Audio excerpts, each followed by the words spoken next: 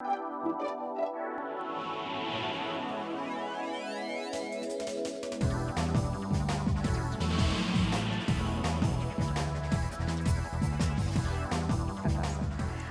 minutos, estamos completamente en vivo. A esta hora vamos a iniciar nuestra sección de entrevistas, un tema delicado, si se quiere, quizás con algunos tabúes, quizás poco se cuenta, se mantiene mucho en secreto hasta que llegamos al médico, tal vez por miedo no vamos al médico y nosotros mismos nos aplicamos un tratamiento de autocura o nos automedicamos y tal vez las consecuencias pueden ser mayores. Temas que han pedido inclusive ustedes a través de las sugerencias, tratamiento para las infecciones de transmisión sexual. Por eso vamos a recibir aquí al doctor Juan Caripidis Taveris, él es médico ginecólogo. Las redes del doctor la van a tener allí en pantalla porque es su nombre y sus apellidos completos, son sus redes sociales. Gracias al doctor Juan por estar aquí, bienvenido doctor. Muchas gracias para hablar un poco de este tema, para disipar dudas, quizás para romper algunos mitos, inclusive para derribar algunos tabúes con respecto a estos temas. Vamos a comenzar primero conociendo de usted mismo cuáles son estas enfermedades o infecciones de transmisión sexual, quizás las más comunes. Sí, obviamente eso es una entidad clínica que es muy importante en cualquier país del mundo. Lo primero es un problema de salud pública porque al tener la predisposición tanto la vagina como el pene, que son los órganos reproductivos, de sufrir infecciones ya sean por bacterias, por virus, por parásitos o por hongos, y que la vía de transmisión sea el frotamiento o la actividad sexual, se convierte en un problema de salud pública. ¿Por qué? Porque muchas veces el sexo ha sido caracterizado como un tema tabú. La edad de inicio de relaciones sexuales en la sociedad de hoy en día es muchísimo más precoz que anteriormente. Hay un intercambio mayor de parejas sexuales. No hay políticas de desarrollo y de aprendizaje de los métodos de protección de las transmisiones de enfermedad sexual y digamos eso convierte a esta enfermedad en una enfermedad de graves consecuencias a futuro. ¿Por qué? Porque si bien es cierto que, como usted dice, muchas veces nosotros por temor a ir al médico, por temor a manifestar qué es lo que tenemos, nos automedicamos, no estamos conscientes de si realmente se radicó la infección y si esa infección puede estar afectando, por lo menos en el caso de las mujeres, órganos necesarios para la reproducción, como podrían ser las trompas, sus ovarios o incluso toda la parte interna de la pelvis femenina. Es por eso que es una enfermedad que no debemos menospreciar. Muchas veces cuando estamos en consulta nos damos cuenta que la señora nos refiere, no, yo lo que tenía era un flujito que había cambiado de características, en vez de ser transparente era amarillento o era blanquecino, me producía alguna sensación de prurito, que es la picazón. Y bueno, yo fui a la farmacia y me automediqué.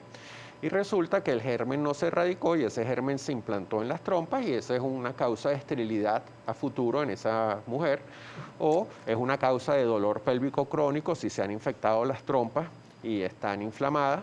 Entonces es una enfermedad que no debemos menospreciar y no solo que no debemos menospreciar, sino que es muy sencillo si hiciéramos políticas, eso es a nivel mundial, de que no solo el preservativo actuaría como un método de protección para un embarazo no deseado, sino que el preservativo actuaría como un método de barrera para prevenir la transmisión de la infección entre la pareja masculina y la femenina. Ahora, usted nombró algunos tipos de virus, bacterias, virus, parásitos y hongos. Sí. Pudiéramos, o pudiera usted, doctor, por favor, ir detallando cada uno, cómo nuestra audiencia pudiera ir entendiendo o pudiera irse aclarando si fuera el caso. Sí. Bueno, lo más importante es que a medida que, como dijimos, la sociedad ha ido avanzando, se considera que hoy en día cerca del 60% de las personas que han tenido actividad sexual pueden ser susceptibles a ser portadores o contraer una infección por un virus, que es el virus de papiloma humano. El virus de papiloma humano es un virus que hace unos años no se tenía mucha conciencia del mismo, no se estudiaba, pero hoy en día todos los estudios han reportado que existen dos grupos dentro de los virus del papiloma humano que los podríamos clasificar a grandes rasgos como de alto riesgo y de bajo riesgo. ¿Qué significa esto? Que los virus de alto riesgo son una predisposición en la mujer para sufrir a futuro de cáncer de cuello uterino, por ejemplo, y es por eso que hoy en día en el control ginecológico se hace mucho énfasis en tratar de descartar que haya células que hayan sido modificadas por este virus, y tratar de modificar cofactores como son el hábito tabáquico, las múltiples parejas sexuales, el inicio precoz de la actividad sexual, como factores de riesgo para desarrollar las patologías malignas de cuello uterino, que en este caso sería el cáncer, y no queremos mezclar los temas, pero digamos el cáncer de cuello uterino es un problema de salud pública en nuestro país porque está de segundo después del cáncer de mama como la principal causa de mortalidad. Ahora, en el caso del virus de papiloma humano, hay cifras en Venezuela, quizás en edades promedio, tomando en cuenta además que ahí está la edad más precoz para el inicio de las relaciones sexuales. Sí, las cifras son igual que la población mundial. Tenemos una probabilidad de que entre el 60 y el 80% de la población sexualmente activa en algún momento pueda contraer el virus, pueda ser un portador asintomático o pueda ser un portador sintomático, porque esto también es importante de decir. El virus tiene una particularidad que tiene la posibilidad de expresarse. Expresarse significa de producir algún síntoma o que el médico vea algún signo, pero tiene también la probabilidad de quedarse latente e inerte en el cuerpo tanto del hombre como de la mujer y simplemente no manifestar ningún síntoma. ¿Qué significa eso? Que el virus se puede alojar en las cadenas de los ganglios que tenemos tanto los varones como las hembras en la pelvis y simplemente quedarse dormido. Y es por ello que hay veces que uno hace un control ginecológico y la señora tiene 10 años viéndose con uno y de repente en el 10º año comienzan a aparecer algunos cambios correlacionados con el virus y no es que en ese momento ella lo contrajo, porque incluso se ha determinado en mujeres célibes como son las monjas que ellas pueden haber contraído esta infección cuando ellas estaban en el vientre de sus propias madres. Es por eso que a pesar de que una de las características principales para contraer el virus es el frotamiento al momento de la actividad sexual, también existe una posibilidad no muy remota, pero sí verdadera, de que se puede haber contraído cuando estábamos en el vientre de nuestras madres.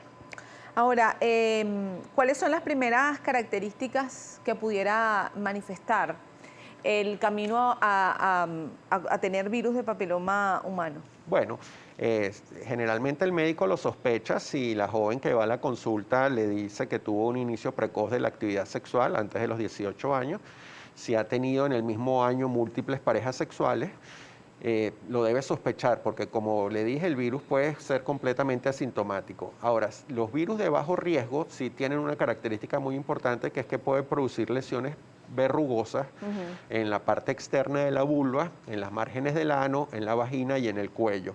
Y después ustedes, una vez que inicien la vida sexual, las mujeres deberían ir al ginecólogo una vez al año, y en ese control citológico muchas veces también pudiese expresarse el virus y verlo con unas características distintas a nivel de sus células.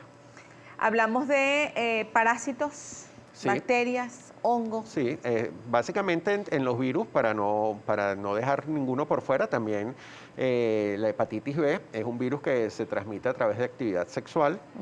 El virus del herpes tipo 2 se transmite a través de la actividad sexual. Entonces ahí teníamos 3 principales agentes capaces de producir infección viral en lo que es la vulva, la vagina y el cuello. En este caso, el virus del herpes, lo importante es que en el momento de que la mujer contraiga la enfermedad, si está embarazada y va a dar a luz, pues se debe contraindicar el parto normal si la infección está activa, porque el herpes pudiese penetrar en el sistema nervioso central del bebé y causar una meningitis herpética, y eso realmente está asociado casi a un 100% de mortalidad en el neonato. Después existen hongos a nivel de la vagina, como puede ser el más frecuente, la cándida. Hoy en día esa infección por hongos tiene un caldo de cultivo que es importante, la vanidad y la coquetería de la mujer, con la cual obviamente estoy muy de acuerdo, ha llevado a que hoy las ropas interiores sean reducidas en su tamaño, el material sea distinto, que el algodón Y a lo que me refiero es que al usar ropas interiores tipo hilo o medio hilo, al usar ropas sintéticas, pues existen cambios en el pH de la vagina, existe un contacto más íntimo entre la ropa, entre los orificios naturales que tiene la señora abajo en una estructura que se llama periné, que son el orificio vaginal y el orificio anal. Hoy en día la mujer también es muy activa en el sentido de que va a gimnasios, tiene actividad, muchas veces no acude a un aseo inmediatamente después del gimnasio, sino que aprovecha que fue al gimnasio, después fue a apagar la luz, fue a hacer mercado, y esa humedad es una condición específica para que ese hongo, que muchos de nosotros lo tenemos en las márgenes del ano de una forma inactiva, se active y comience a producir una secreción lechosa, como un yogur, como una leche cortada, muy pruriginosa, es decir, con mucha sensación de picazón, mucha sensación de ardor, y obviamente eso es una situación desagradable para la mujer porque está irritada, le arde cuando orina, siente que tiene una picazón en sus partes íntimas, y fíjese que nada más tomando la prevención de que si un día usamos ropa interior tipo hilo, medio hilo y ropas muy apretadas tipo licra, pues el día siguiente tenemos que usar ropa más aireada, tenemos que acostumbrarnos a no dejar húmeda la vulva y la vagina, tenemos que acostumbrarnos a usar nuestro jaboncito íntimo, tenemos que intercambiar esas ropas que son tipo hilo, medio hilo, por ropas más holgadas, que deben ser de algodón y blanco, y esa sería una manera de prevenir las infecciones por hongo. Hablábamos sobre los hongos y estas infecciones o este flujo que de repente generan este hongo. Yo le preguntaba si el hecho de tener algún encuentro sexual pudiera generar hongo. Sí, bueno, más que generar el hongo es la transmisión del hongo. El hombre suele ser portador del hongo en su aparato genital, sobre todo si la pareja masculina no está circuncidada. ¿Qué significa eso? Que el pene está protegido por una carnosidad que se llama prepucio. Y hay veces que los hombres en nuestro aseo personal no retraemos bien el prepucio, y eso es un medio de cultivo para que el hongo se transmita. Entonces, al tener la actividad sexual, estaríamos transmitiéndole a nuestra pareja la posibilidad de que ella contraiga ese hongo que en nuestro organismo pudiese vivir completamente asintomático. ¿Por qué la actividad sexual es tan importante como método de transmisión? Porque también, sin entrar, digamos, en temas espinosos, pues hoy en día la actividad sexual también se hace por orificios no naturales.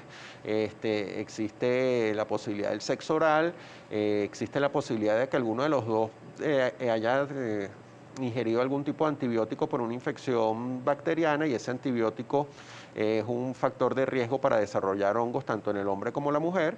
Por eso es tan importante que cuando usted le indiquen un antibiótico, sobre todo la mujer, vigile las características de su flujo, porque el antibiótico no va necesariamente al sitio. Por ejemplo, si es una otitis, no va necesariamente al oído, va a todo el organismo, y eso puede barrer la flora bacteriana que ustedes tienen en la vagina y predisponer el crecimiento de un hongo. ¿Qué quiero decir con esto? Que la vagina es una cavidad natural y que está colonizada por bacterias, como puede estar nuestra boca, la uretra, las márgenes del ano. Y el equilibrio que hay que mantener en esas bacterias es muy importante. Y es importante, como dijimos, con el aseo, con el tipo de ropa interior, con reservar la vagina como el primer orificio en el acto sexual, y en el momento en que recibamos algún tipo de antibiótico terapia, pues estar muy pendientes si hay algún cambio del flujo de la vagina, porque la señora, simplemente por el hecho de recibir el antibiótico, está predispuesta a poder contraer una infección por hongos también. Ahora, usted hablaba en el segmento anterior de cómo pudiera afectar el aparato reproductor femenino el hecho de la presencia de virus, e inclusive le quiero preguntar si una persona, una paciente, pudiera tener VPH y de repente también ser portadora de hongo, por ejemplo. ¿Se pudiera ver una mezcla de, le puedo llamar, infecciones de transmisión sexual? Sí, hay muchas veces, incluso los tratamientos que están hoy en día en el mercado son tratamientos que tienen que ver con tratar de cubrir la mayor cantidad de gérmenes patógenos en vagina.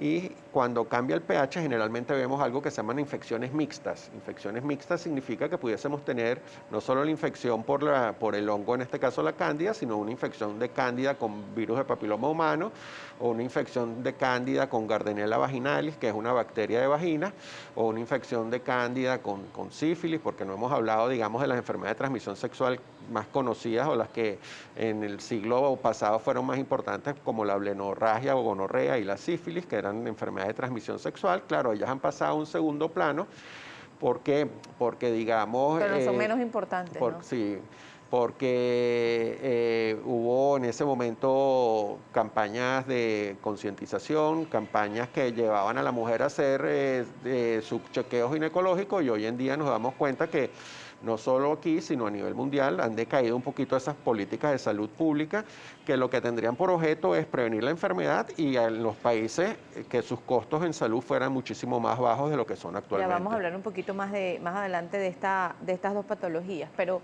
hay unas láminas sobre cómo está compuesto el sistema reproductivo de la mujer. Lo queremos presentar, sí, para que usted vaya por favor explicando a la audiencia cómo es el recorrido quizás cuando existe el VPH o el virus de papiloma humano, y quizás cuál es el recorrido y en qué punto afecta. A ver si lo podemos ver, por favor. Aquí está. Sí. Aquí lo van a tener usted en pantalla, y usted mismo, por favor, doctor, puede explicarlo. Sí, desde aquí, ¿no? No, si lo puede hacer sentado, mucho sí, mejor, porque la audiencia lo va a ver acá en pantalla. Perfecto. Existen el tracto genital inferior y el tracto genital superior. El tracto genital inferior sería la piel que está en la vulva, el introito de la vagina, que es la entrada de la vagina como tal, y el cuello de la matriz. Generalmente esas son enfermedades que son, como dijimos, localizadas. Son enfermedades que producen secreciones, son enfermedades que producen ardor, son enfermedades que producen disconfort al momento de la penetración. Y después están las enfermedades del tracto superior, que ya tienen que ver con el útero como tal y su porción interna, que se llama endometrio, y la unión de ese endometrio con las trompas. Hay una probabilidad de que el microorganismo penetre a través del orificio del cuello de la matriz, infecte lo que se llama el endometrio, y subsecuentemente infecte las trompas, y la secreción de las trompas caiga dentro del abdomen de la mujer, y eso se llamaría en ese momento una pelviperitonitis, una enfermedad inflamatoria pélvica. ¿Qué quiere decir esto? Que la infección de transmisión sexual se salió del tracto genital inferior, ascendió al útero como tal, y del útero hacia las trompas, y ya al estar en las trompas ya está directamente dentro de la barriga de la mujer como tal. Y eso puede originar cuadros de peritonitis incluso, sobre todo si es por pus, y el pus tiene que ver mucho con microorganismos, sobre todo bacterias, que como dijimos anteriormente pudiesen estar en una infección mixta. Y no solo eso, sino que hay veces que nosotros ahorita vimos el espectro más difícil, que es el dolor y la infección, pero hay mujeres que esas bacterias simplemente se pueden quedar alojadas en las trompas, destruir las trompas, y el día que ellas decidan quedar embarazadas, pasan 1 o 2 años tratando de quedar, y cuando las estudias resulta que las trompas están adheridas, las trompas perdieron la luz por la cual tiene que parar el óvulo del espermatozoide, y una enfermedad de transmisión sexual, un flujito, terminó siendo un problema de esterilidad para esa mujer, y limita su capacidad de quedar embarazada de una forma natural, y tiene que pasar a procedimientos complejos de fertilización in vitro. Por eso es que uno tiende a menospreciar las enfermedades de transmisión sexual, pero son enfermedades que, como dije, a futuro son un problema de salud pública por la discapacidad de quedar embarazada, y hay unas incluso que llegan a desarrollar por las infecciones algo que se llama adherencias. La trompa se empieza a adherir al intestino delgado, al intestino grueso, y son mujeres que tienen algo que se llama dolor pélvico crónico. Dolor pélvico crónico es una mujer que por más de 6 años tiene dolor en la parte baja de su abdomen.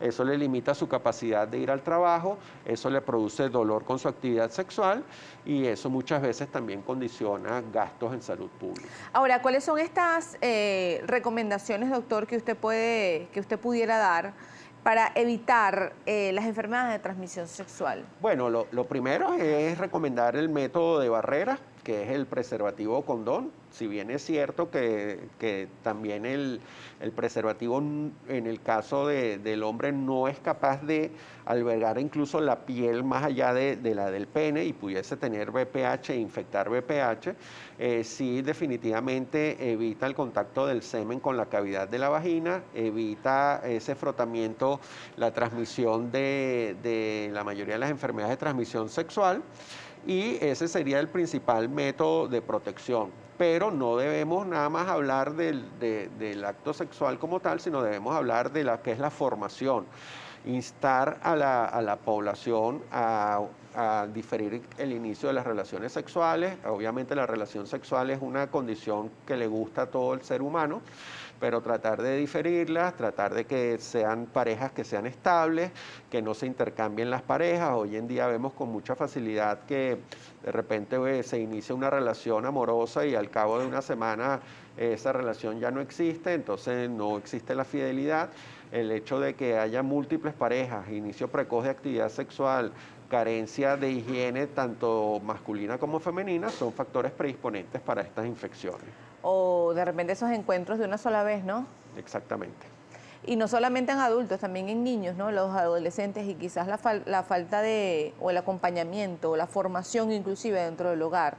¿Ha recibido en consulta población adolescente, doctor, Sí. con enfermedades de transmisión sexual, números alarmantes para ustedes desde su punto de vista médico? Bueno, y no solo de enfermedad de transmisión sexual, sino de una consecuencia del sexo, que son los embarazos en adolescentes. Lamentablemente, nosotros como país tenemos una incidencia que se ha ido multiplicando prácticamente en los últimos años entre un 5 y 7% de embarazos en adolescentes. Y bueno, estos son dos temas que van unidos porque que eso es un fracaso de todos nosotros como sociedad, en que no le supimos explicar a la pareja qué significa tener sexo, qué consecuencias puede tener el sexo y cuáles serían las maneras no solo de evitar una infección, sino de evitar un embarazo no deseado. Escribe Nereida Rojas, por favor, pregúntale al doctor que hable de, Nereida Rojas, por favor, pregúntale al doctor que hable de la bacteria Escherichia coli. Bueno, la Escherichia coli es una bacteria que generalmente está en el tracto urinario, en el tracto gastrointestinal. Cuando la mujer adquiere esa infección, o es porque no hubo un adecuado aseo inmediatamente después de las deposiciones, o porque no ingiere suficiente cantidad de líquido para que el líquido sea un factor que barra a nivel de tracto urinario lo que se llama los uréteres, la vejiga y la uretra. La Escherichia coli es una bacteria que vemos con muchísima frecuencia, sobre todo en mujeres que también son nubis y tienen actividad sexual por primera vez, que hacen episodios de cistitis. Esa cistitis se llama una cistitis de la luna de miel, o en chicas que tienen actividad sexual con su vejiga llena.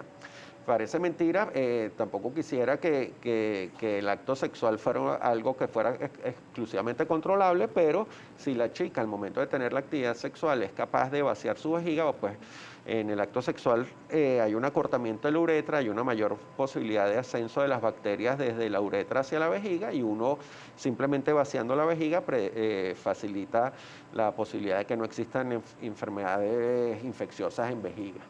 Escribe María Belén Fernández Oficial, Marjorie, pregúntale al doctor qué métodos anticonceptivos existen actualmente en el país para las adolescentes. ¿Por qué se ha incrementado tanto los embarazos en las niñas y adolescentes? ¿El gobierno maneja algún tipo de plan para educarlas sobre este tema? Bueno, entrar en temas políticos siempre es difícil, pero obviamente hubo un momento que la situación país hizo que no hubiera una oferta de los métodos anticonceptivos a nivel, digamos, de las farmacias, que son las que realmente al final terminan vendiéndolo, y los gastos en salud.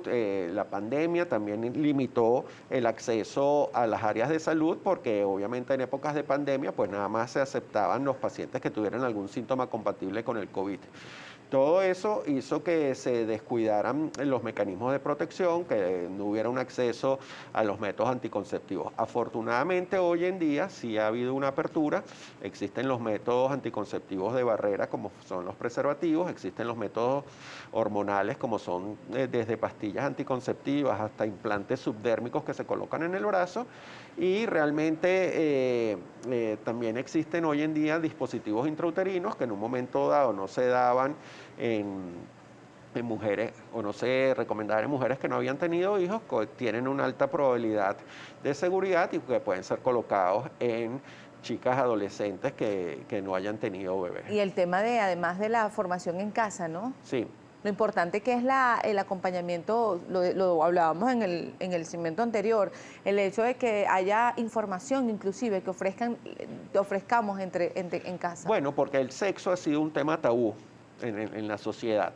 Y muchas veces nosotros mismos en nuestra casa deberíamos a nuestros jóvenes y a nuestros adolescentes formarlos, pero también yo me acuerdo que en mi época escolar, cuando yo tenía 15 años, había una materia que se llamaba puericultura, donde uno conocía el cuerpo humano masculino y el cuerpo humano femenino y los métodos de protección, y bueno, lamentablemente son temas que van pasando como a un segundo plano porque el mundo ha evolucionado, entonces hoy en día es más importante conocer cómo es el manejo de las redes sociales, el manejo del internet, el manejo de una serie de cosas, y nos olvidamos de las cosas básicas. Entonces el ser humano en algún momento tiene que volver nuevamente a lo básico. Así es. Hay otro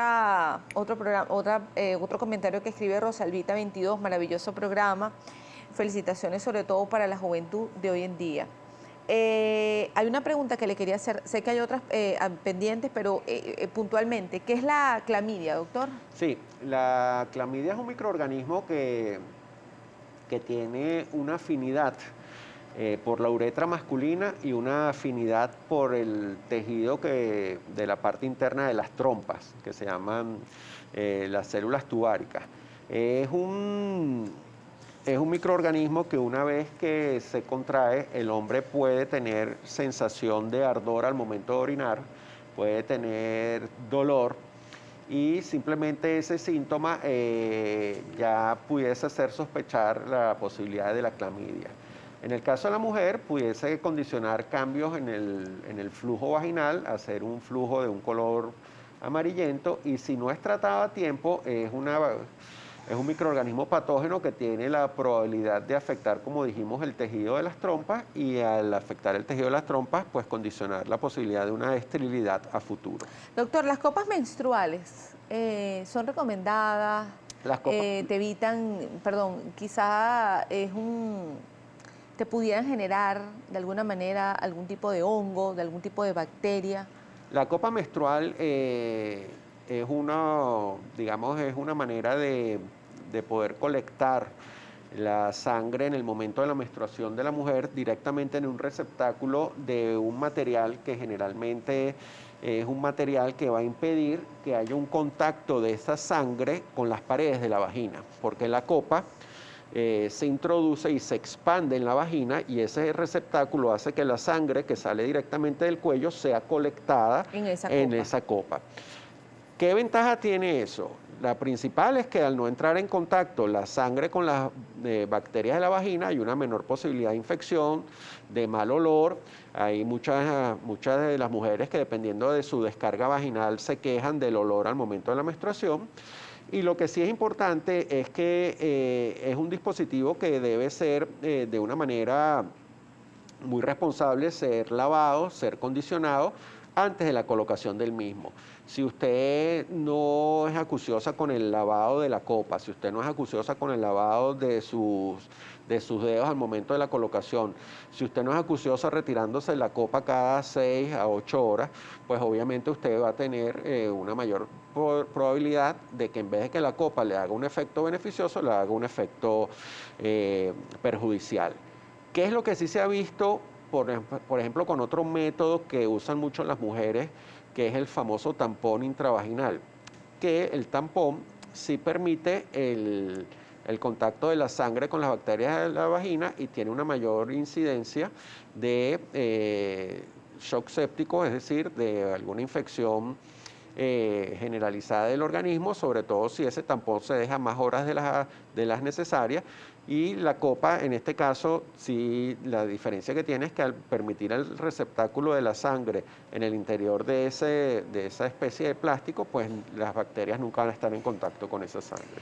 La importancia de las visitas al ginecólogo. ¿Cada cuánto tenemos que ir al ginecólogo? ¿Cuáles son estas evaluaciones que nosotros no podemos dejar pasar? Sí, siempre que la mujer tiene vida sexual activa, debe tener anualmente al menos una citología, que es la evaluación de las células del cuello de la matriz y del fondo de la vagina. En esa misma evaluación se incluye un ultrasonido para descartar patologías del útero y de los ovarios. Y digamos que de rutina esa es la conducta, una vez al año. Y después las consultas que deberían ser fuera de las rutinarias serían aquellas en las cuales hubiera un cambio del patrón del flujo, hubiera una percepción de dolor al momento de la actividad sexual, hubiera la autopercepción de alguna masa a nivel de las mamas, y eso serían ya consultas especiales. Pero al menos un año después de iniciar la actividad sexual debe la mujer consultar al ginecólogo.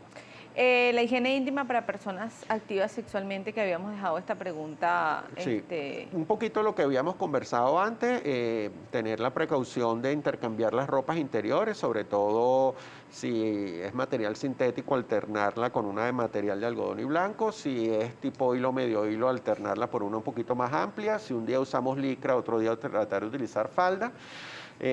Hoy en día hay jabones íntimos para la mujer, siempre se sugiere que la señora se asee íntimamente 1 o 2 veces al día, y sobre todo en el momento de la actividad sexual siempre reservar la vagina como principal, como el primer orificio natural en el cual va a haber la actividad sexual, y en el caso de la estimulación táctil por los dedos de la pareja, pues siempre ser acuciosos de que haya un aseo, de que las uñas estén bien preparadas, porque parece mentira, incluso a través de las uñas se pueden transmitir gérmenes patógenos en vagina.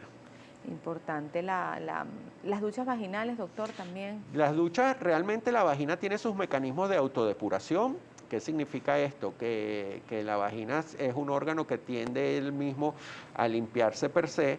El problema de las duchas vaginales es que si lo hacemos de una forma obsesiva, va a llegar un momento en que vamos a barrer la flora que debe tener la vagina como tal, y eso predisponernos a infecciones.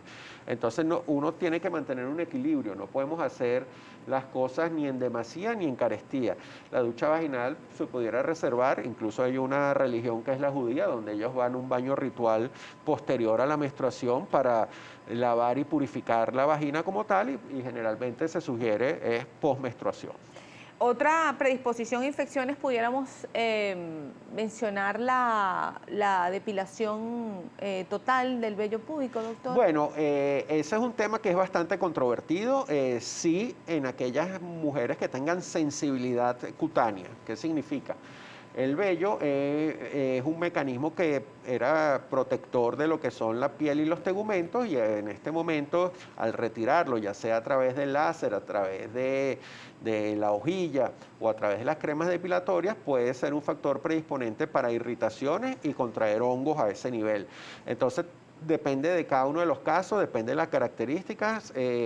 Las chicas de piel muy blanca generalmente son más susceptibles de tener procesos infecciosos que aquellas personas que tenemos la piel un poquito, no digo completamente blanca, pero tampoco negra, pero que sí se ve que somos más mestizos, ¿no? Escribe Jaime MMF, buenos días, ¿dónde se encuentra la vacuna del VPH? ¿Cómo se administra y a qué edad? Bueno, la vacuna del VPH es un tema un poquito quizás tabú en este país. O sea, hay laboratorios que trataron por muchos años de introducir la vacuna, había controversias con el Ministerio de la Salud. No sé realmente ahorita cuál es el estatus, pero hasta ahora no la ofrecen, por lo menos a nivel de los consultorios, y las que se ofrecen son, como todo, pues por un puerta a puerta o por algún mecanismo. Pero definitivamente en los sistemas de salud en los cuales haya vacunas, se sugiere sobre todo en niñas adolescentes previo al inicio de su actividad sexual, y se sugiere en varones adolescentes también previo al inicio de su actividad sexual y hasta los 21 años. En aquellas mujeres que ya han tenido actividad sexual, no es que esté proscrita completamente la vacuna, pero tuviera nada más un factor protector para los virus para los cuales ha sido vacunada. Es decir, hay casi 100 tipos de VPH, 40 que tienen afinidad por el área genital y la vacuna, una tiene para 3 virus, otra tiene para 5 virus.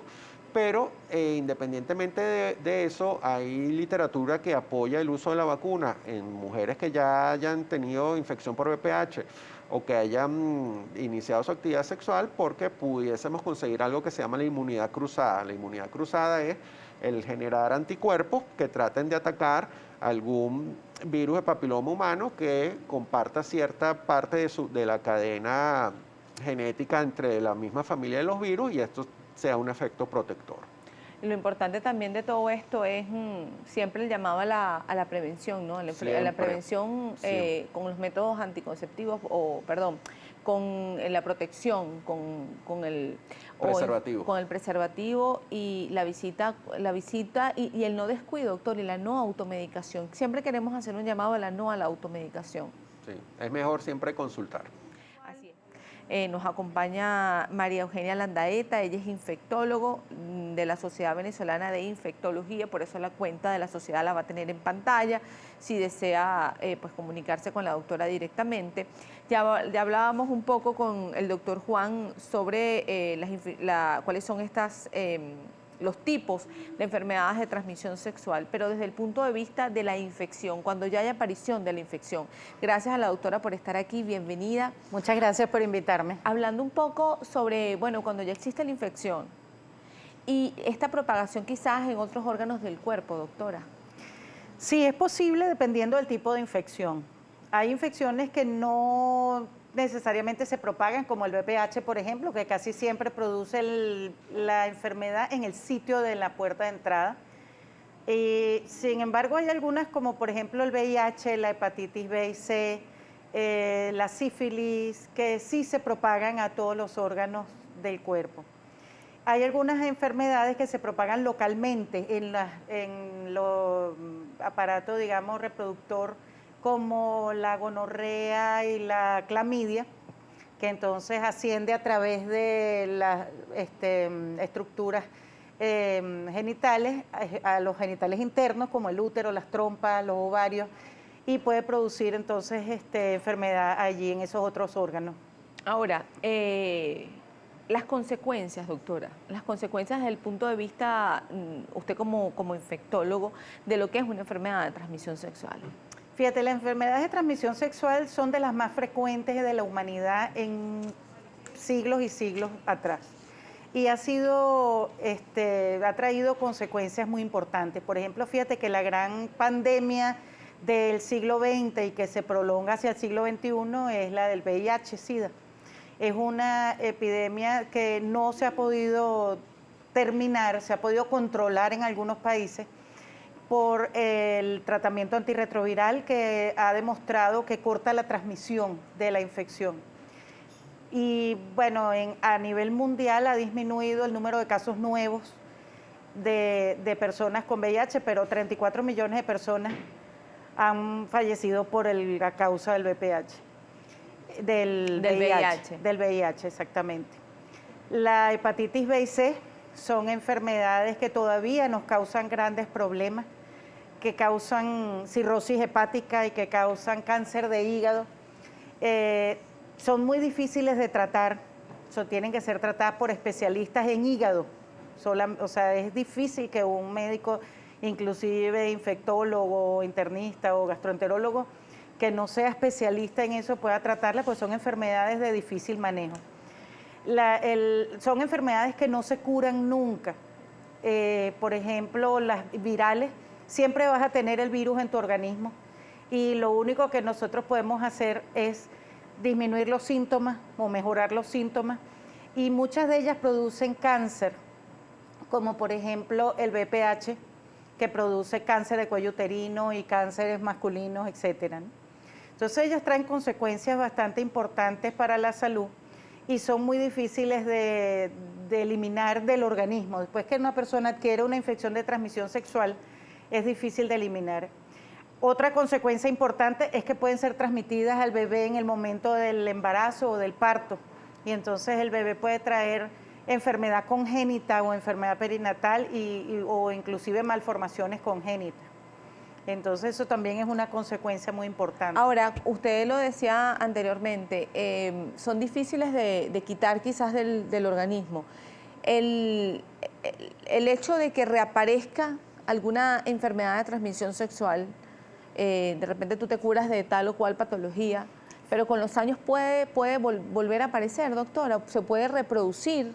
Algunas de ellas sí, por ejemplo, el herpes. Okay. El herpes es una enfermedad que tú no logras erradicar el virus y las lesiones son recurrentes en brotes, y entonces, por ejemplo, cuando vas a la playa, cuando tienes fiebre, cuando te aparece la menstruación, en situaciones de estrés, entonces tienes un nuevo brote de herpes, y el herpes es una enfermedad muy dolorosa, muy molesta, y es muy fácilmente transmisible. Inclusive se transmite de una persona a otra, aunque la persona no tenga lesiones activas, simplemente porque el virus se excreta en las secreciones genitales.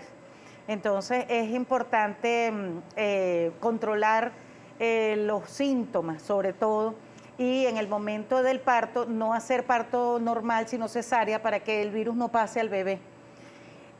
Hay otras enfermedades que pueden ser recurrentes, como el Epstein-Barr, que es el que causa la mononucleosis infecciosa, y después puede recurrir a infecciones, digamos, o recaídas.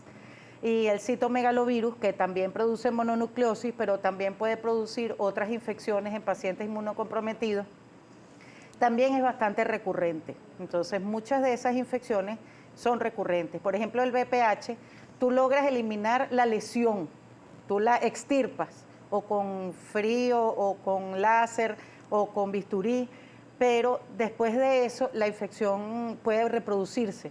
La infección no, la infección persiste, lo que se puede reproducir son las lesiones.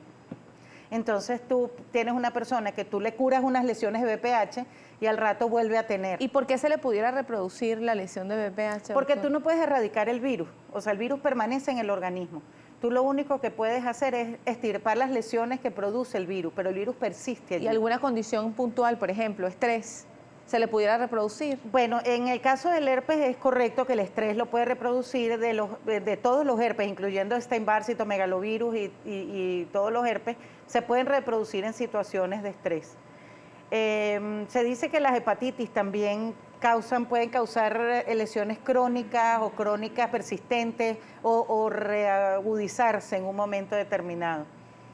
O sea, varias de estas enfermedades pueden recurrir. Ahora, hay una evolución, doctora, desde el punto de vista como infectóloga. Desde el momento que la persona contrae esta enfermedad o esta infección de transmisión sexual. Hay un momento en que la enfermedad o la infección va evolucionando, doctora. Hay picos. ¿Pudiéramos hablar un poquito de eso? Fíjate, la evolución de las enfermedades de transmisión sexual dependen del microorganismo que las causa, ¿no? Por ejemplo, en la sífilis hay 3 fases, digamos, en la enfermedad, que es la fase inicial, que es donde se encuentra la lesión, la úlcera sifilítica. Después hay una segunda fase donde se producen lesiones diseminadas en la piel como una erupción. Después eso se cura espontáneamente, digamos, entre comillas, las lesiones, porque ya el microorganismo evoluciona y se aloja en órganos profundos. Hay una fase de latencia donde no se tiene ningún síntoma, que es cuando en las pruebas de despistaje, por ejemplo, en las preempleo, prevacacionales o preoperatorias, prenatales, te hacen una prueba que se llama BDRL. Allí puedes detectar la fase latente, porque si tú no tratas la enfermedad durante todo ese tiempo, puedes tener secuelas a largo plazo, como secuelas neurológicas, secuelas cardíacas, y puede producir inclusive la muerte de la persona a la larga, ¿no? Y en otras enfermedades de transmisión sexual, porque el problema de las enfermedades de transmisión sexual es que ellas son muy diferentes, o sea, producidas por bacterias, virus, hongos y parásitos, y lo único que tienen en común verdaderamente es que son de transmisión sexual, o sea, que la persona la adquiere por las relaciones sexuales. Entonces, los virus, por ejemplo, que producen VIH, VPH, las hepatitis, Epstein-Barr, citomegalovirus, son virus que tú no puedes erradicar del organismo, ni por más tratamiento que tú les des. Entonces, tú lo que haces es aliviar los síntomas, pasa el periodo de la enfermedad, pero el virus permanece en el organismo y puede producir lesiones o recaídas o progresión a largo plazo. Por ejemplo, en el VIH, si tú no le das tratamiento antirretroviral a una persona desde el inicio de la infección, va a llegar un momento que las defensas de la persona van a estar tan bajas que va a empezar a tener infecciones por microorganismos oportunistas como tuberculosis, histoplasmosis, toxoplasmosis, y desde el momento en que aparece la enfermedad hasta que la persona fallece pasan 2 años, si tú no les das tratamiento. Lo bueno del tratamiento antirretroviral es que tú puedes prolongar la vida del paciente y sus defensas pueden ser normales, digamos, o en un nivel aceptable durante un periodo de muchos años y también cortas la transmisión de la enfermedad. Por eso es tan importante el tratamiento. El hecho de, hablábamos, si un sistema inmunológico que esté alto, dice uno, tengo el sistema inmunológico alto, ¿me evita quizá, doctora, contraer una infección de transmisión sexual o eso es falso? No, es falso. Las infecciones de transmisión sexual se transmiten de persona a persona durante las relaciones sexuales, aunque tu inmunidad esté buena, mala, lo que sea. Tu inmunidad buena hace que la mayoría de las veces la infección pueda ser localizada y que el organismo pueda localizarla en el sitio de entrada y no se disemine al resto del organismo.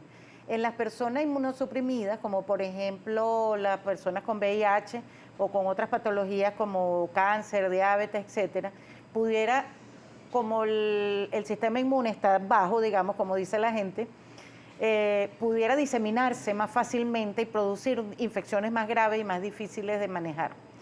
Pero el hecho de tener tu inmunidad normal no te protege ni previene de ninguna manera que tú adquieras una infección de transmisión sexual.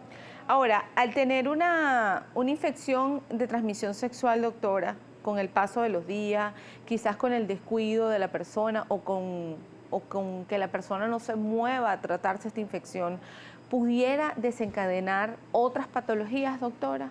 Pudiera desencadenar complicaciones, por ejemplo, porque la mayoría de estas infecciones pueden ser asintomáticas al principio o pasar con pocos síntomas y mejorar y la persona no darse cuenta de que es una infección de transmisión sexual.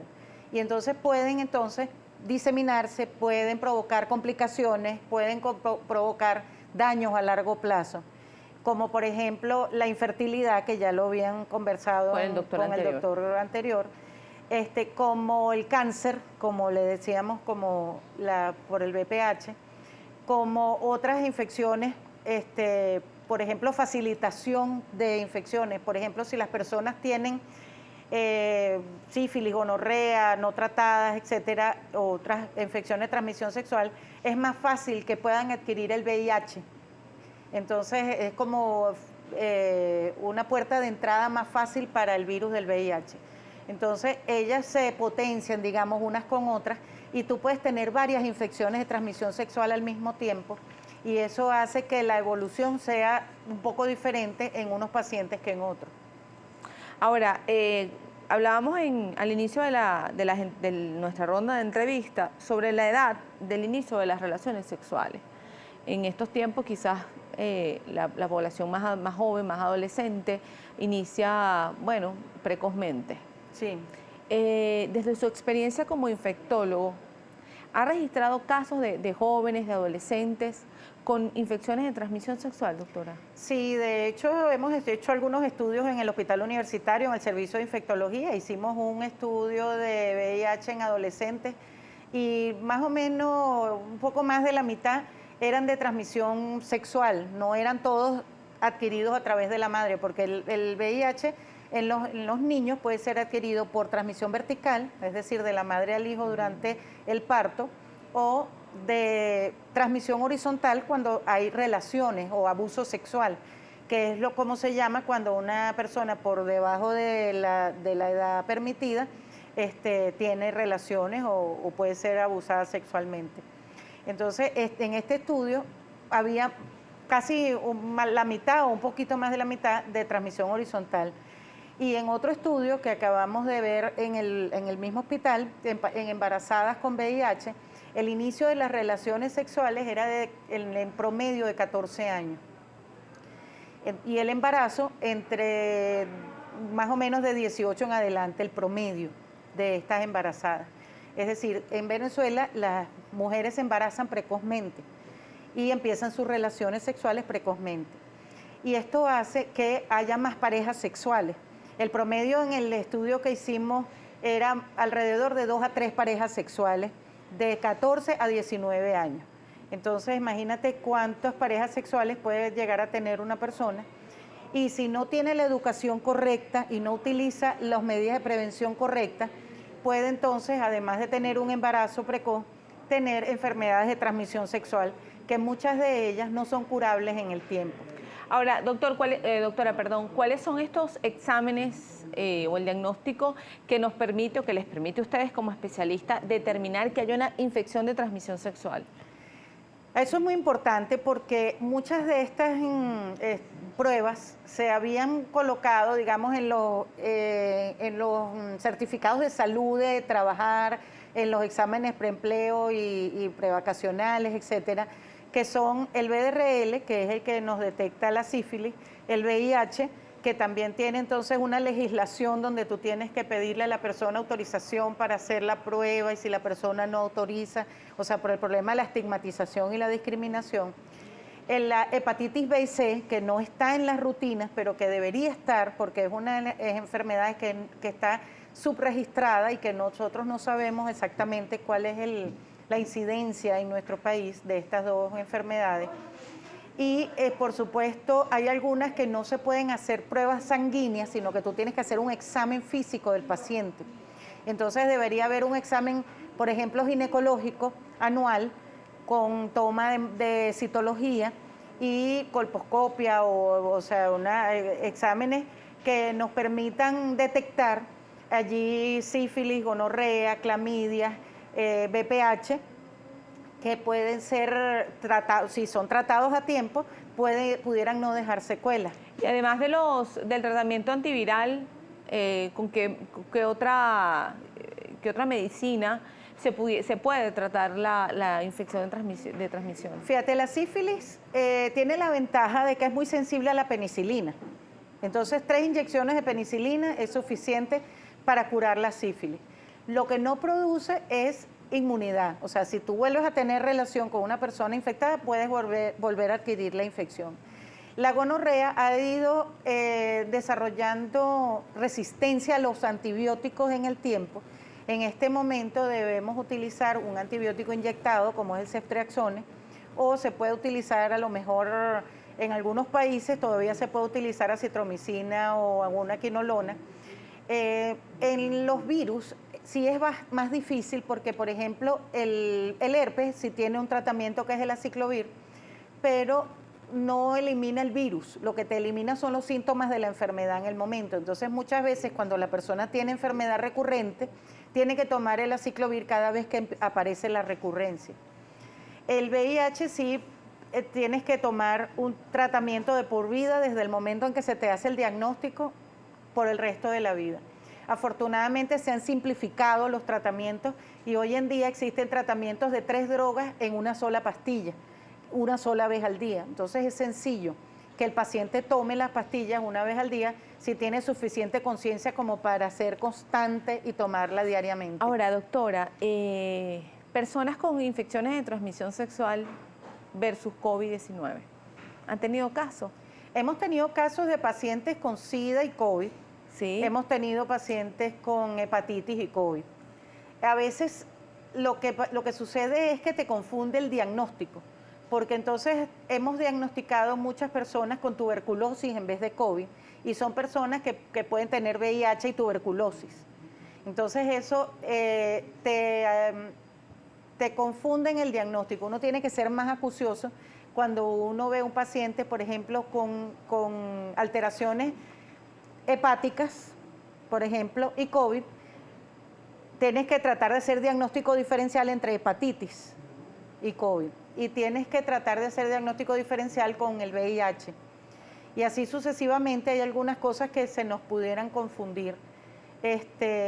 Pero en general las enfermedades de transmisión sexual clásicas no se confunden con el COVID ni tienen ningún otro comportamiento diferente.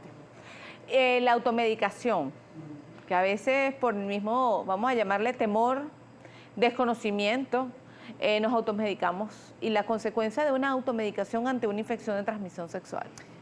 Fíjate, la consecuencia de una automedicación puede ser que tú utilices el antibiótico que no sea adecuado y que a lo mejor se te alivian los síntomas, pero no erradicas la enfermedad. Y entonces la enfermedad puede pasar solapadamente y producirte secuelas a largo plazo, como en el caso de la infertilidad. Y, por ejemplo, las personas, mujeres con dolor pélvico crónico, pueden entonces empezar a tomar antiinflamatorios y no darse cuenta de que eso puede ser una enfermedad de transmisión sexual que no ha sido tratada adecuadamente y pueden quedar entonces con infertilidad o desarrollar otros tipos de patologías. Doctora, escribe Isbeli Pellín desde Barquisimeto. Por favor, pregúntale a la doctora qué consecuencias trae el presentar infección recurrente por la bacteria Escherichia coli. Sí, bueno, la Escherichia coli no es una infección de transmisión sexual como tal, es una infección urinaria, la que produce cistitis y produce infecciones que por pueden el uso ser de la ropa también, ¿no? quizás la licra, lo sí, húmedo. bueno, hay diferentes razones por las que, y las mujeres son más susceptibles a tener esa infección. Hay algunas cosas que pueden tratar en conjunto los urólogos y los ginecólogos con los infectólogos, como por ejemplo si las personas tienen un prolapso genital y tiene orina remanente en la vejiga. Si la persona tiene una colonización, se puede dar un antibiótico por un tiempo para tratar de eliminar esa colonización. Y hay algunas medidas que se le pueden enseñar a las personas, como es tomar abundantes líquidos, orinar cada 3 horas, detectar cuando tengan los síntomas precozmente para que empiecen el tratamiento y no caigan, digamos, en una infección que les pudiera causar muchas molestias, que no utilicen ropa de licra o ropa apretada. O sea, hay muchas recomendaciones que se le pueden dar a las personas con esa infección. Dolidia Ruiz le escribe, pregúntale a la invitada, la multiresistencia a los antibióticos, ¿qué nuevas opciones terapéuticas hay para el manejo de esta cepa? En Venezuela ninguna. O sea, en algunos países hay algunas innovaciones en antibióticos, no muchas tampoco, porque antibióticos es un tema donde no hay demasiadas nuevas drogas ni mucha investigación en nuevas drogas. Pero la resistencia bacteriana sí es un problema verdadero, por ejemplo, en la gonorrea, que es una infección de transmisión sexual que preocupa muchísimo en algunos países como en Estados Unidos y en algunos países europeos, porque el gonococo es una bacteria que tiene la capacidad de desarrollar resistencia rápidamente a los antibióticos. En la época de que empezábamos la infectología, era muy sensible a las penicilinas, entonces tú le dabas penicilina a las personas y ya con eso la curabas. Después desarrolló resistencia a la penicilina y empezamos a utilizar acitromicina. Desarrolló resistencia a la acitromicina, empezamos a utilizar ciprofloxacina, desarrolló resistencia, empezamos a utilizar ceftriaxones y hoy en día hay en algunos países europeos bacterias de gonococos resistentes a ceftriaxones. Es difícil el manejo de esa infección. El problema es la resistencia. Ana Urbina le escribe que en qué consiste la hepatitis colestásica crónica y qué la origina. Muchas veces la hepatitis B y algunas hepatitis tóxicas o medicamentosas pueden terminar siendo colestásicas. Eso es más del manejo del gastroenterólogo, eso es por acumulación de la bilirrubina en los espacios, digamos, del hígado y a veces es de difícil manejo. Doctora, ya casi para culminar, hablábamos durante el corte, doctora, de las etapas o la evolución de la infección, ¿no? y que se pudiera presentar. Fíjate, la evolución de las infecciones de transmisión sexual dependen del microorganismo. Por ejemplo, hablábamos de que en la gonorrea el microorganismo está en la puerta de entrada, que es la región genital, Pero si uno lo deja evolucionar, puede seguir hacia el útero, hacia las trompas y producir infecciones como abscesos tubováricos o, por ejemplo, infertilidad. Por ejemplo, la sífilis puede diseminarse por el organismo y producir lesiones en la piel, puede producir lesiones neurológicas, puede producir lesiones cardiovasculares. La hepatitis puede evolucionar hacia cirrosis hepática o cáncer hepático. Y el SIDA o VIH, o sea, cuando la infección por VIH evoluciona hacia SIDA, que es la enfermedad como tal, evoluciona hacia enfermedades oportunistas como tuberculosis, histoplasmosis, cánceres como el sarcoma de Kaposi o algunos linfomas y la persona muere rápidamente. Recomendaciones finales para despedir. Prevención. La prevención es lo mejor para las enfermedades de transmisión sexual. Las personas tienen que tener conciencia de las enfermedades de transmisión sexual, no solamente del embarazo precoz. Hay una creencia, digamos, de que cuando las personas toman anticonceptivos o cuando las personas se inyectan anticonceptivos están protegidas contra las infecciones de transmisión sexual y esto no es cierto. Para protegerse de las infecciones de transmisión sexual deben utilizarse métodos de barrera como preservativos y esto no te protege contra todas las enfermedades de transmisión sexual. Por ejemplo, el herpes se disemina en la región genital y por más que tú utilices un preservativo que está como localizado en un solo sitio, puedes tener contacto con otras áreas del periné, digamos, y tener infección. Igual pasa con el VPH. Si uno tiene una infección de transmisión sexual puede facilitar la entrada de otras infecciones. Entonces es muy importante que las personas se controlen con su médico para que les vaya detectando precozmente las infecciones y se las vaya tratando para que no evolucionen y para que no faciliten la entrada de otras enfermedades. Deben hacerse rutinariamente sus pruebas de VIH, hepatitis B y C y VDRL para detectar rápidamente cuando una persona pueda empezar a tener estas infecciones.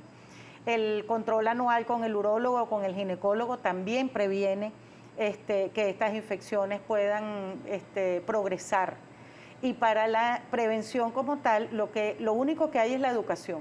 No tener relaciones con personas desconocidas. Si la vas a tener, tienes que estar protegida y tienes que tener tu control con el médico Riguroso. para que sea detectada precozmente y sea tratada. Bien.